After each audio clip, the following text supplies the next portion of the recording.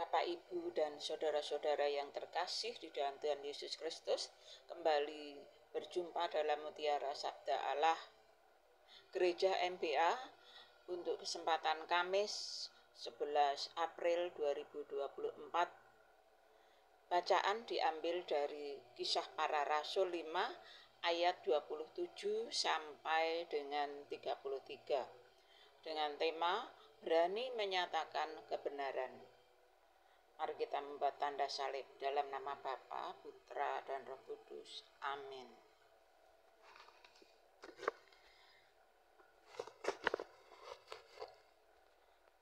Mereka membawa keduanya dan menghadap mereka kepada mahkamah agama. Imam besar mulai menanyai mereka. Katanya, dengan keras kami melarang kamu mengajar dalam nama itu. Namun ternyata kamu telah memenuhi Yerusalem dengan ajaranmu dan kamu hendak menanggungkan darah orang itu kepada kami. Tetapi Petrus dan rasul-rasul itu menjawab, katanya, kita harus lebih taat kepada Allah daripada kepada manusia.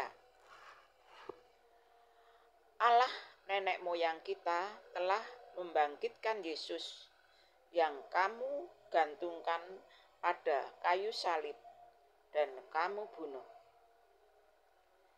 Dialah yang telah ditinggikan oleh Allah sendiri dengan tangan kanannya menjadi pemimpin dan juru selamat, supaya Israel dapat bertobat dan menerima pengampunan dosa.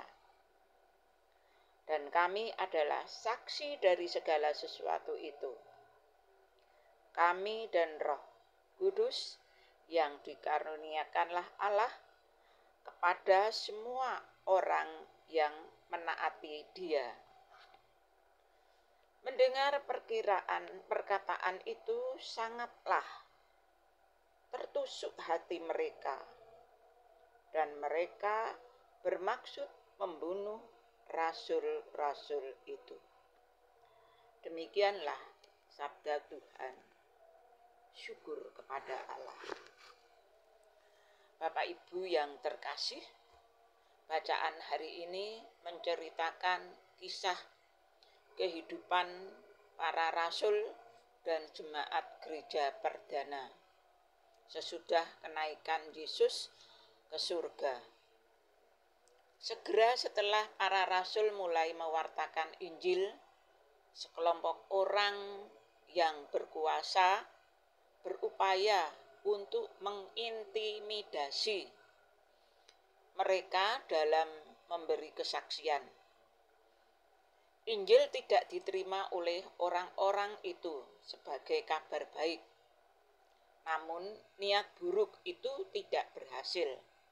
Meskipun Petrus dan para rasul lainnya diberi peringatan resmi oleh para pemimpin agama untuk tidak lagi memberitakan Injil. Mereka tetap setia melakukan sebab itulah panggilan hidup mereka. Misi yang dipercayakan kepada mereka oleh Kristus yang telah bangkit.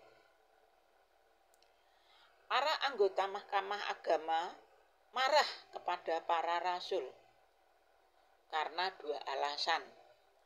Yang pertama, para rasul tidak menaati perintah mereka untuk berhenti memberi kesaksian tentang Yesus yang telah bangkit. Orang-orang itu merasa frustasi karena tidak dapat mengendalikan beberapa nelayan yang sederhana. Yang kedua, mereka merasa diri sebagai pihak di balik peristiwa penyaliban Yesus. Tetapi mereka tidak merasa bersalah. Di hadapan para pemimpin agama itu, para rasul dengan berani menyatakan kebenaran, meskipun resikonya adalah nyawa mereka. Dengan lantang mereka berkata, kita harus lebih taat kepada Allah daripada kepada manusia. Itulah inti kehidupan sebagai orang Kristen. Dengan itu kita diundang untuk bertanya, siapakah yang membentuk hidup kita? Apakah Tuhan ataukah seseorang atau sesuatu yang lain?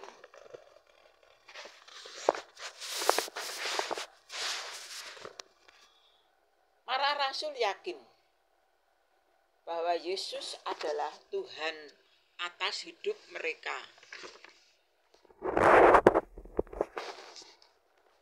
Kepada kehendaknya lah mereka harus tunduk sebagai orang-orang yang menyebut diri pengikut Kristus.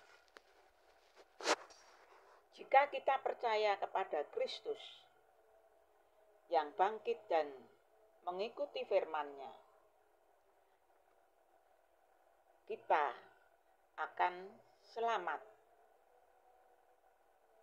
Tidak lagi sekadar hidup di tengah dunia, tetapi juga hidup menurut kehendak ilahi. Kita hidup dalam pengharapan yang mana mata kita tertuju kepada Kristus dan janji-Nya. Bagi umat manusia, sikap para rasul di hadapan mahkamah agama ini perlu kita teladani. Meskipun kebenaran